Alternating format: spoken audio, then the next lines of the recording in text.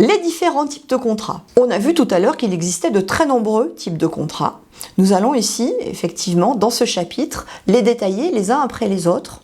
Bien évidemment, comme nous l'avons vu initialement, nous reprendrons plus en détail certains d'entre eux dans ce cours, certains dans l'autre cours. Qu'est-ce qui va faire la différence entre tous ces contrats? Tout d'abord, en premier lieu, ça va être la durée. Ça peut être aussi la qualification de l'emploi, ça peut être la détermination de l'entreprise, etc., etc. Les contrats de travail sont particulièrement nombreux et variés. Ils vont dépendre notamment de la nature de l'emploi, de la durée de l'activité, mais également de la qualification de l'employeur.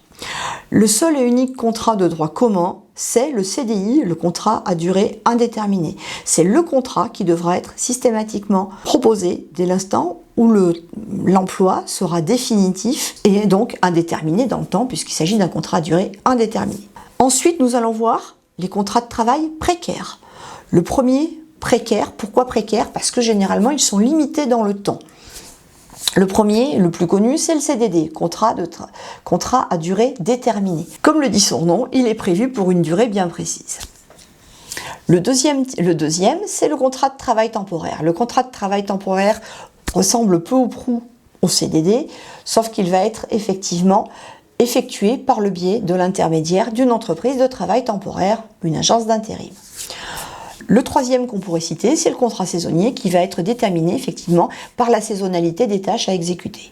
Et enfin, on peut également parler, comme type de contrat plus ou moins précaire, du contrat de chantier ou contrat de mission qui va être effectivement limité par le chantier ou par la mission à effectuer. Il existe également des contrats qui sont destinés à l'aménagement du temps de travail. Par exemple, les contrats à temps partiel. Les contrats à temps partiel peuvent être à la fois des CDD ou des CDI ou des contrats de travail temporaire.